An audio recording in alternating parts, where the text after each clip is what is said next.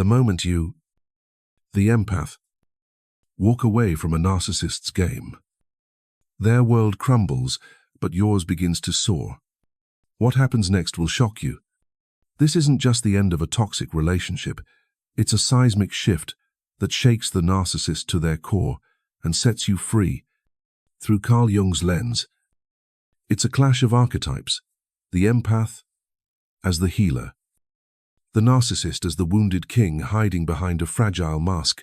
Have you ever wondered what becomes of a narcissist when you stop feeding their need for control, or how stepping away can unlock your true power? In this video, we'll follow a real-life story and Carl Jung's timeless wisdom to reveal how the narcissist unravels, what they become, and how you can rise into your sovereignty through individuation. Stay with us. This is a transformation you won't want to miss. Imagine a dance where one partner gives everything while the other hides behind a mask.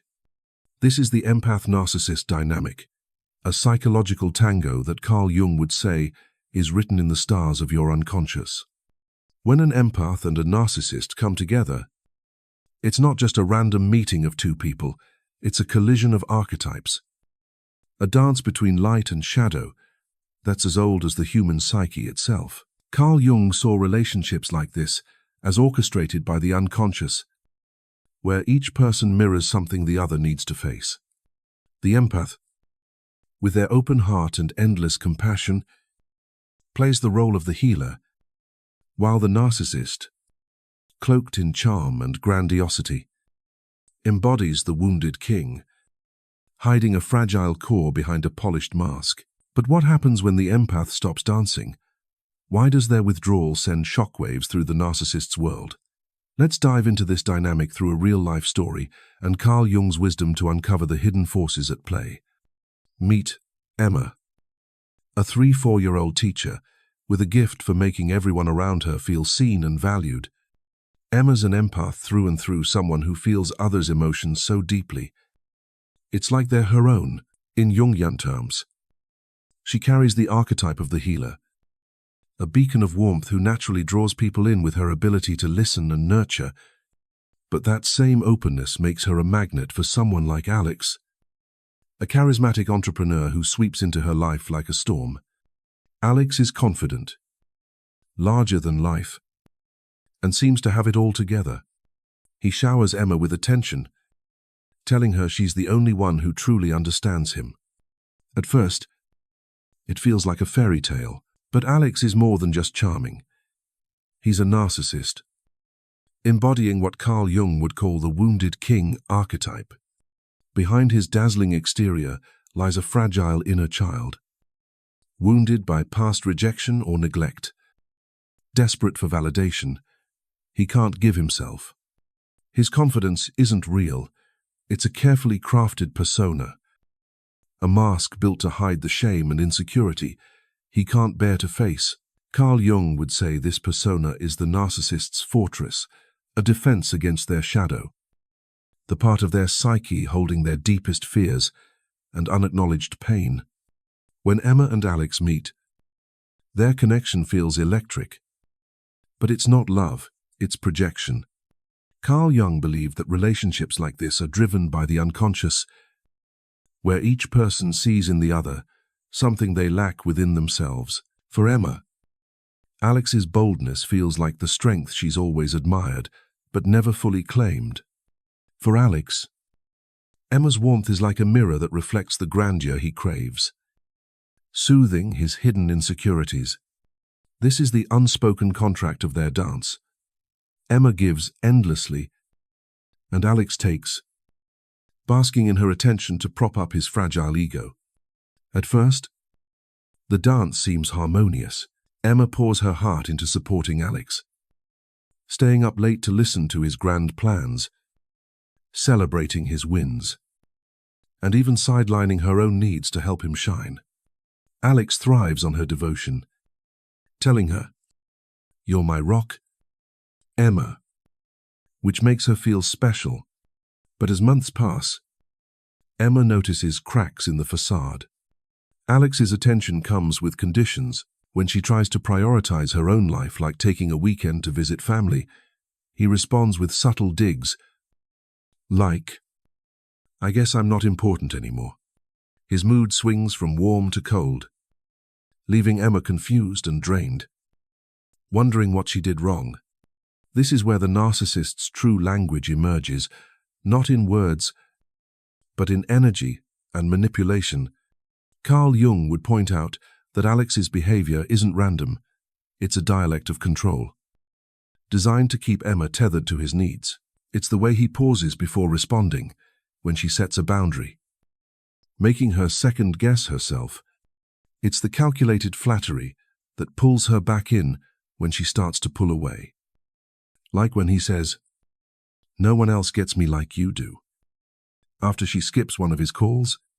These are the threads of the narcissist's web, woven to ensure Emma remains his mirror, reflecting the image he wants to see. Let's pause and make this real for you. Have you ever felt trapped in someone's script, giving more than you wanted because their approval felt like everything?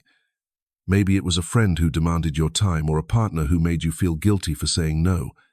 That's the narcissist's dance.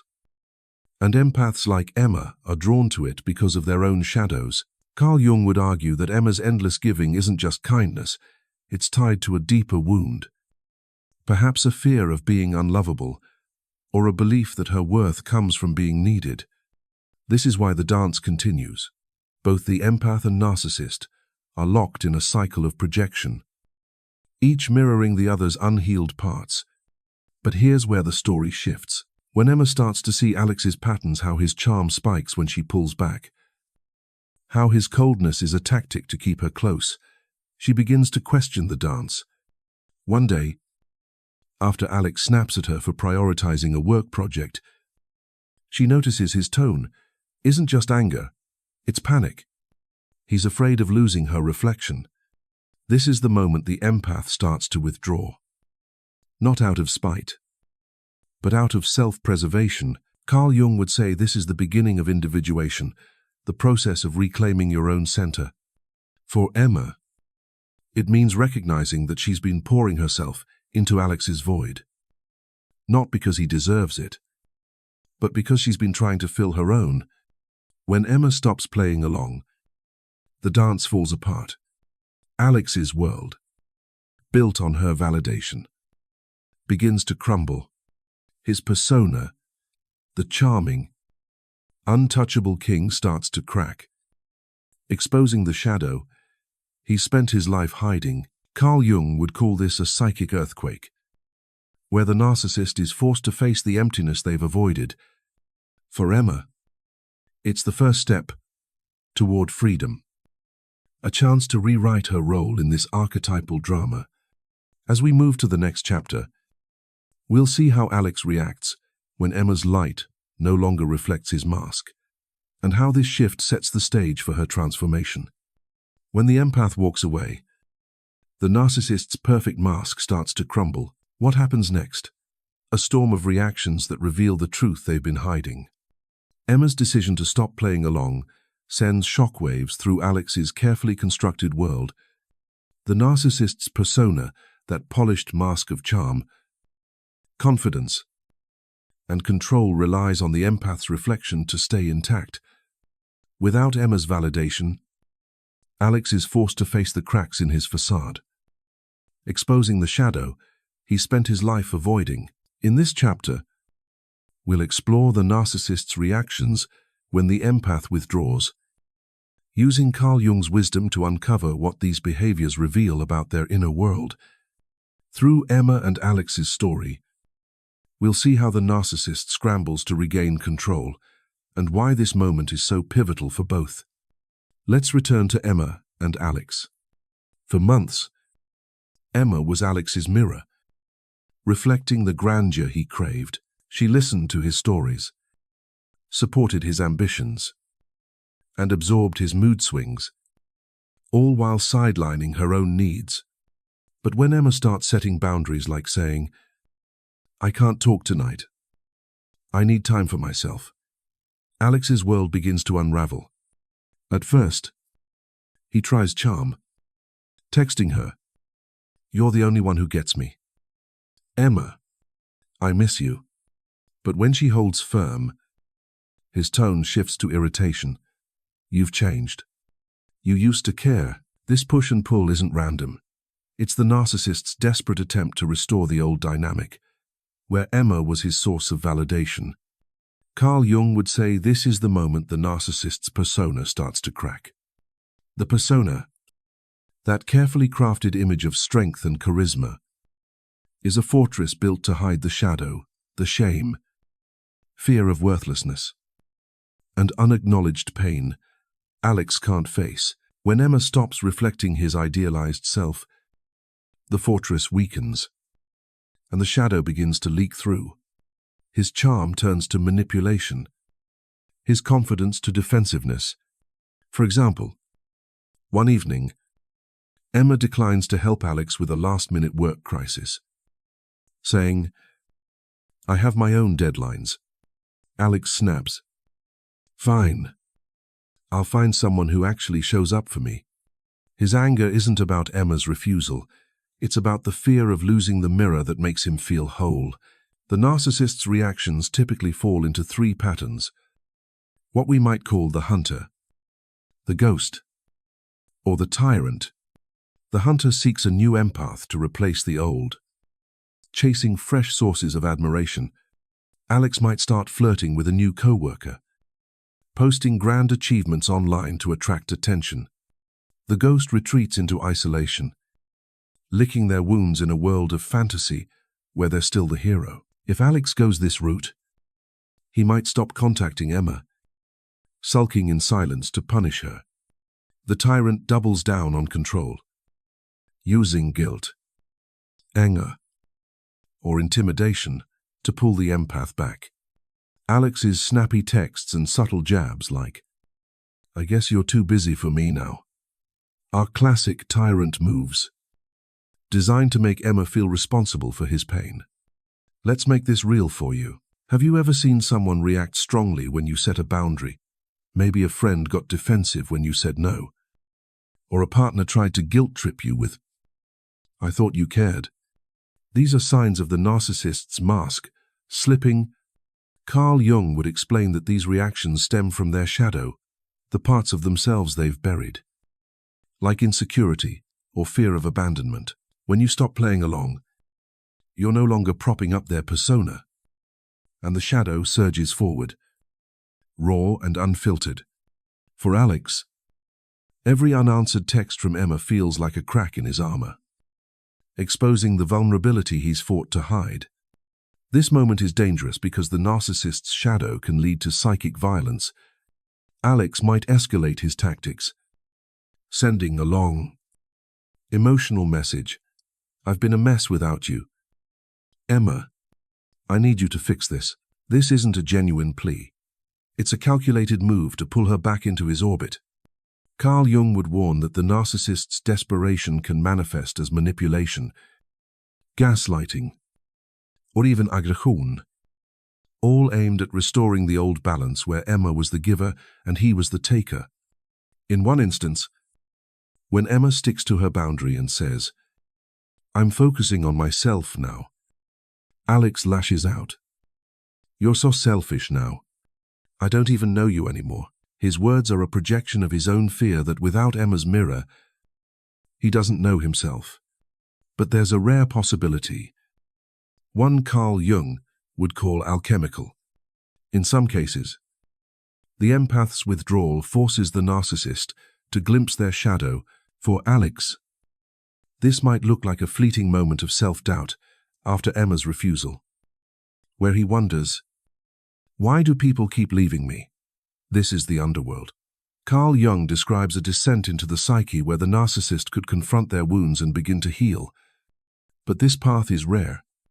Most narcissists, like Alex, resist the descent, clinging to their persona through new admirers or isolation. Carl Jung would say, true transformation requires facing the shadow head-on, something few narcissists are willing to do.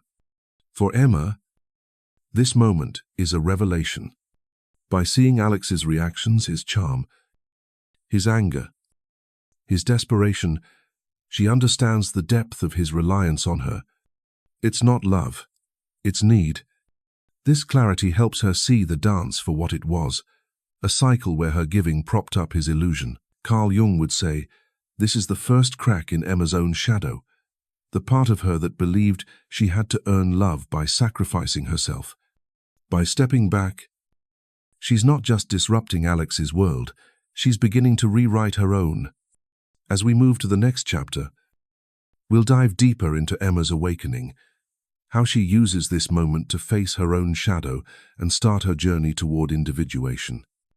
The narcissist's mask may be cracking, but for Emma, the real transformation is just beginning. When the empath stops dancing to the narcissist's tune, something magical happens. You don't just break free from their grip, you start waking up to your own power.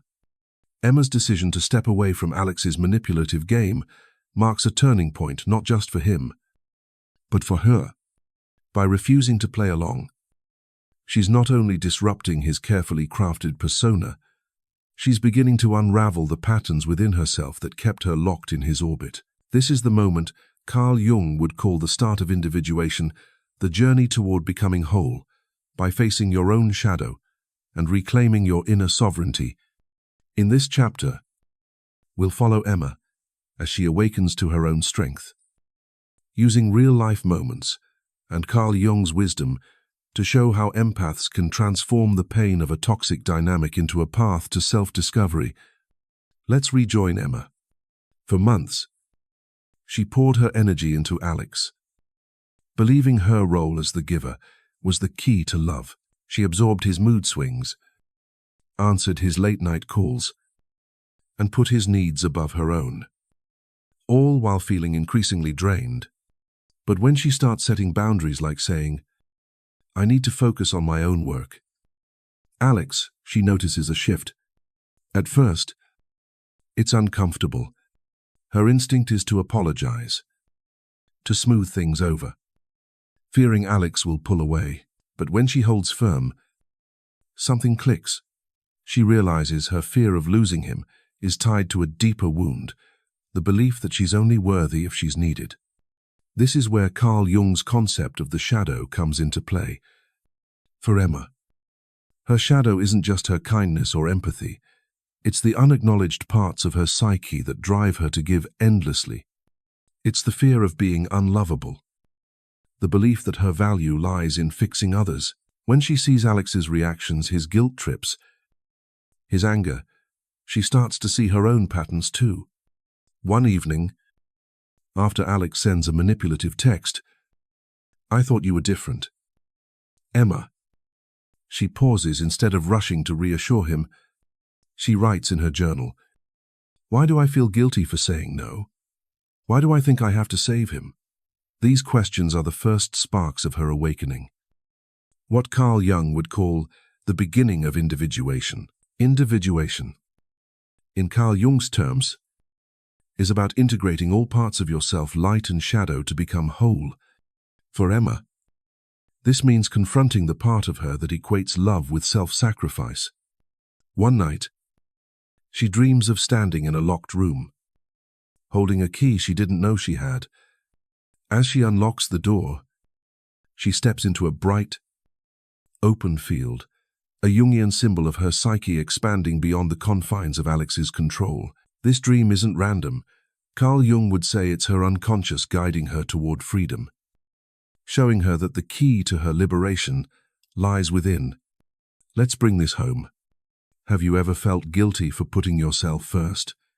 Maybe you said no to a friend's demands and felt a pang of doubt, like you were letting them down. That's your shadow talking, the part of you that's been trained to prioritize others over yourself. For Emma, recognizing this is a game changer. When Alex tries to pull her back with a heartfelt apology, I've been a jerk. Emma, I need you. She sees it for what it is, not love, but a tactic to keep her in his script. Instead of caving, she responds, I hear you, but I'm focusing on myself now. Her calm strength throws Alex off. Because she's no longer reacting, she's choosing This shift is the heart of Emma's awakening.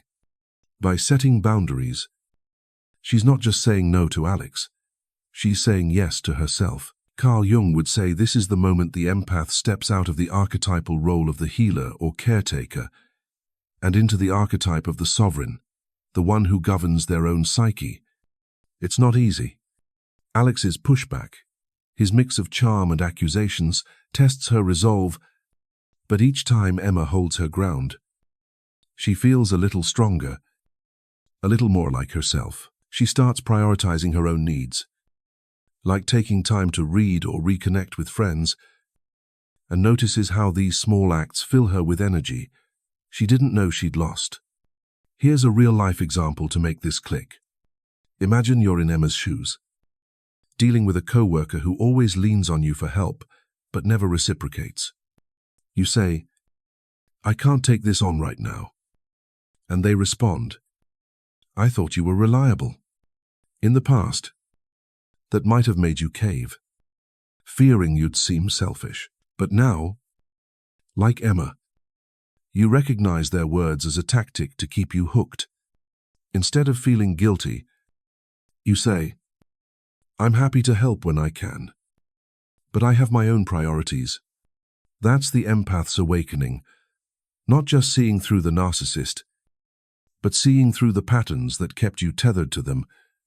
Emma's journey shows that this awakening isn't about punishing Alex, it's about reclaiming her own power. By refusing to play along, she's not just disrupting his world, she's rewriting her own story. Carl Jung would say, this is the alchemy of the psyche, turning the pain of a toxic dynamic into the gold of self-discovery. One day, while reflecting, Emma writes, "I thought loving Alex meant giving everything, but loving myself means choosing me." This realization is her key to the open field in her dream, a symbol of the freedom that comes from facing her shadow. As we move to the next chapter, we'll explore what happens to Alex when Emma's light no longer props up his mask. Does he double down on his tactics, retreat into isolation, or against all odds, begin to face his own shadow? For Emma, the journey is just beginning. As she steps further into her sovereignty and discovers the strength she's always carried, when the empath's light fades, the narcissist faces a mirror that no longer flatters. Do they confront their truth, or double down on denial? The answer reveals their fate. Emma's withdrawal has left Alex's world in disarray. Without her as his mirror, the narcissist's carefully crafted persona, his mask of charm and control, begins to crumble, exposing the shadow he spent his life hiding. This is a critical moment. The narcissist stands at a crossroads between descending into their inner truth or clinging to denial. Most choose the latter, seeking new ways to prop up their illusion. But a rare few glimpse the possibility of transformation. In this chapter, we'll explore what happens to Alex as Emma's absence forces him to face his shadow, using Carl Jung's wisdom and real-life moments to uncover the paths a narcissist may take and why this moment is so pivotal. Let's return to Alex. Emma's boundaries have disrupted the dance he relied on. Her refusal to answer his late-night calls or soothe his ego with validation leaves him rattled. At first, he tries to regain control with familiar tactics. He sends Emma a long, emotional email. "I've been lost without you. Emma, I know I messed up." It's a classic move. Part apology, part manipulation designed to pull her back into his orbit. But when Emma responds firmly, "I'm focusing on my own path now," Alex's mask cracks further. His usual charm fails, and his shadow, the fear of worthlessness, the shame he's buried, starts to surface. Carl Jung would call this the descent into the underworld, a moment where the narcissist's psyche is forced to confront what lies beneath the persona. The underworld is not a literal place, but a psychological one, where the narcissist faces their unprocessed wounds, the rejection, criticism, or neglect that shaped their need for control. For Alex, This might mean a fleeting memory of a childhood where he was never enough. A wound he's hidden behind his grandiose facade. But facing this truth is excruciating. And most narcissists, like Alex, resist it. Instead of descending, they turn to denial, scrambling to rebuild their fortress with new mirrors or isolation. Alex's reactions fall into the patterns we discussed earlier: hunter, ghost, or tyrant. As a hunter, he might seek a new empath to replace Emma, charming a co-worker with the same grand stories he once told her. He posts about his latest success online, fishing for admiration to fill the void Emma left. As a ghost, he might retreat, avoiding Emma and others, sulking in a fantasy where he's still the hero. One day, Emma notices Alex has gone silent. No texts, no calls, a sign he's withdrawn to lick his wounds. As a tyrant, he might escalate his tactics, lashing out with accusations. You're abandoning me when I need you most. Each move is an attempt to avoid the underworld, to keep the shadow at bay. Let's make this real for you. Have you ever seen someone unravel when you stopped giving them attention? Maybe a friend bombarded you with messages after you set a boundary, or a partner went silent to punish you. These are the narcissist's desperate attempts to avoid their shadow.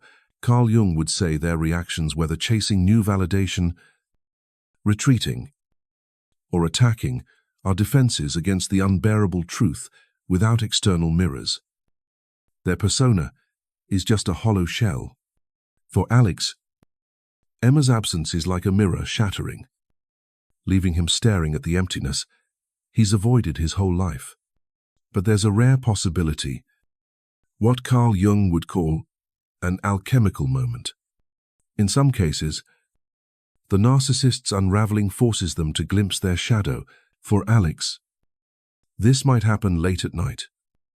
When the silence of Emma's absence feels deafening, he might wonder, why does everyone leave me? This question, though fleeting, is a crack in his denial, a moment where he could choose to face his wounds. Carl Jung would say this is the beginning of transformation, where the narcissist starts to see the inner child they've abandoned. But this path is harrowing. It requires Alex to let his persona, the charming, untouchable king, die. A process that feels like annihilation to the ego. Most narcissists, including Alex, shy away, choosing instead to rebuild their mask with new admirers or self-deception. This resistance is why the narcissist's descent is so rare.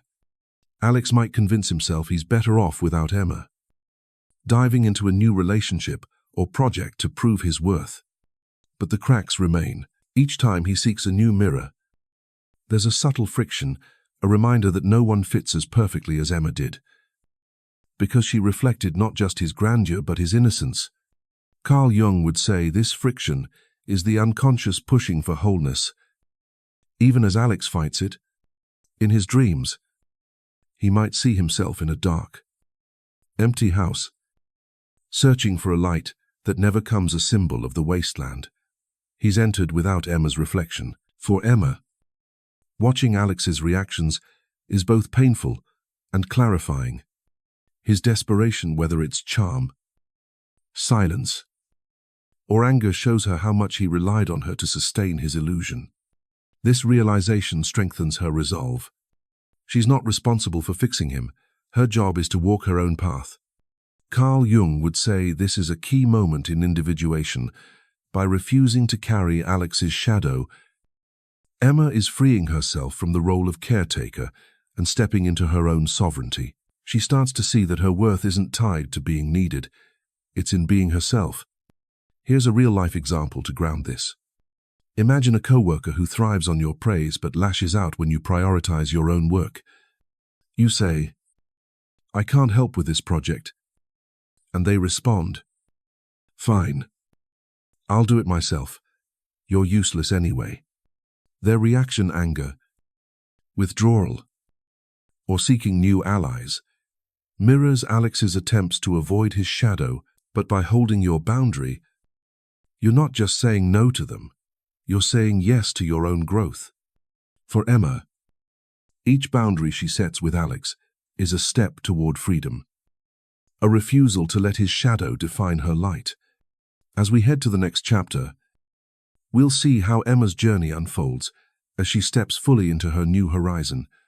Meanwhile, Alex faces a choice: continue running from his shadow or take the rare, painful path toward transformation. The narcissist's descent or denial shapes their fate. But for Emma, the real story is the one she's writing for herself. When the empath walks away, the narcissist's world fades. But yours lights up.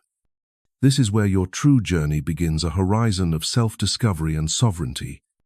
Emma's refusal to play Alex's game has changed everything.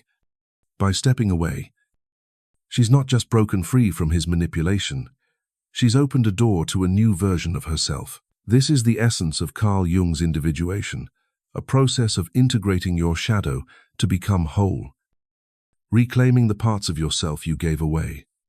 In this final chapter, we'll follow Emma as she steps into her new horizon, using real-life moments and Carl Jung's wisdom to show how empaths can transform the pain of a toxic dynamic into a path of liberation.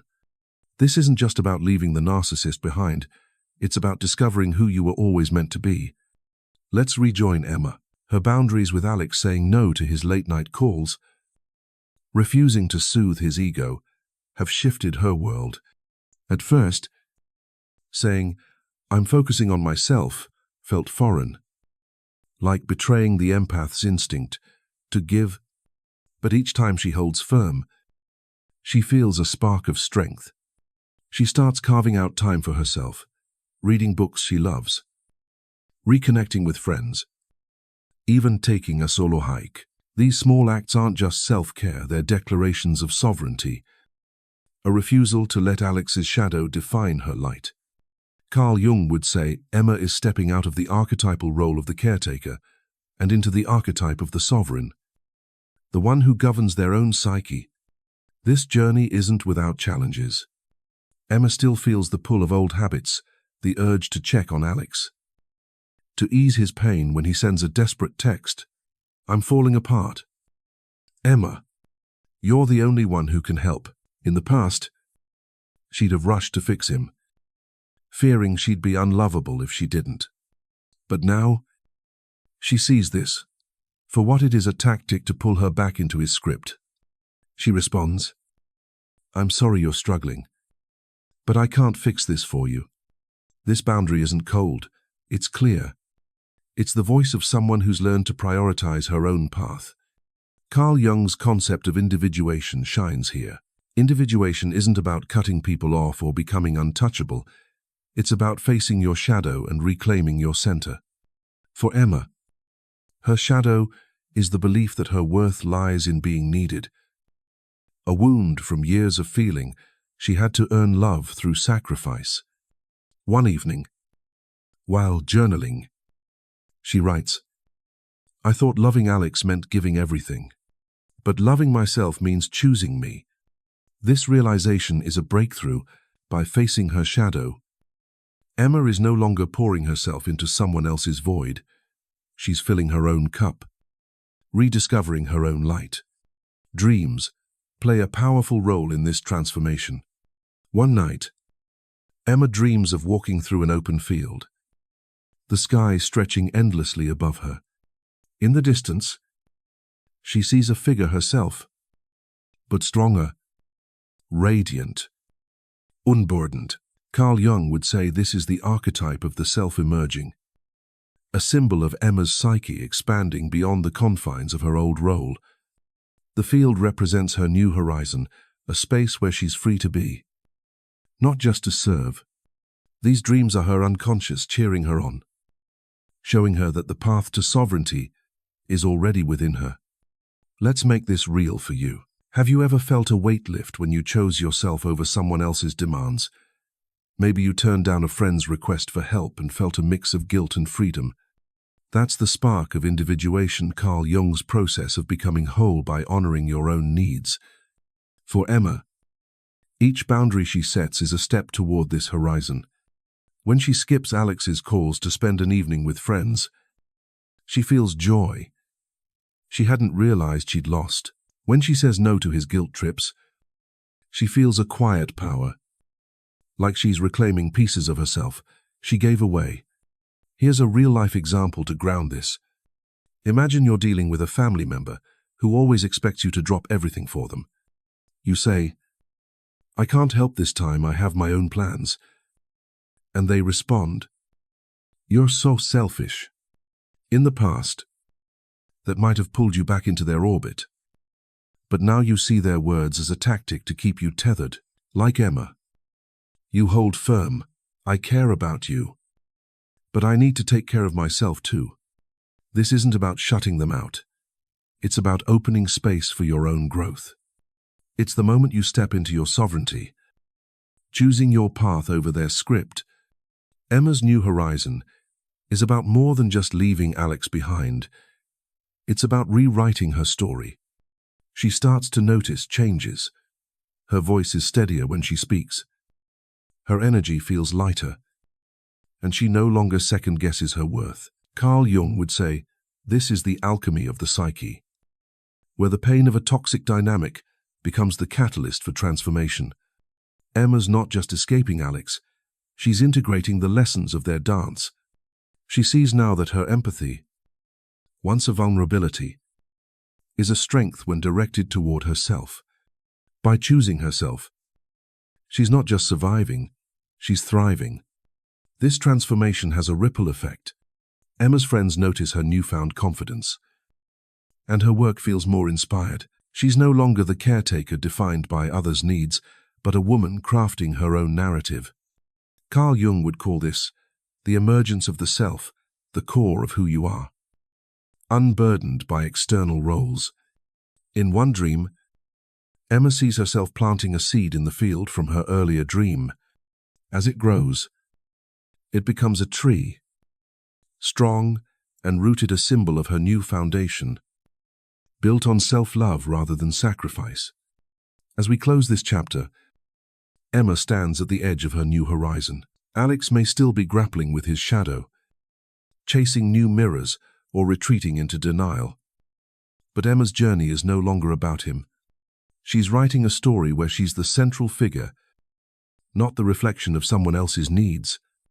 In the next section, we'll wrap up with a powerful conclusion, tying together Emma's transformation and leaving you with practical steps to find your own horizon. You've seen Emma break free from Alex's shadow and step into her own light. Now it's your turn to rewrite your story and claim the sovereignty you were born for. This journey through the empath-narcissist dynamic, guided by Carl Jung's profound wisdom, shows that walking away from a narcissist isn't just about ending a toxic cycle, it's about beginning your own transformation. Emma didn't just escape Alex's manipulation, she faced her shadow, set boundaries, and rediscovered her power through individuation. This isn't just her story. It's a call to every empath who's ever felt drained by someone else's game. You don't need to fix the narcissist. You need to free yourself. The horizon is waiting, and it's brighter than you can imagine. So, what's your next step? Reflect on this. Where are you giving too much? What boundary can you set today to reclaim your light? Start small, say no to one demand that doesn't serve you, and feel the shift. You're not just an empath. You're a sovereign soul ready to shine. Share your story in the comments. What's one moment you chose yourself over a narcissist's pull? Let's inspire each other. Subscribe to Young Psyche Hub. Hit that bell and join our community for more Jungian insights on self-discovery and breaking free. Like this video. Share it with someone who needs this spark. And let's keep walking toward our horizons together. Your journey starts now. Take that first step today.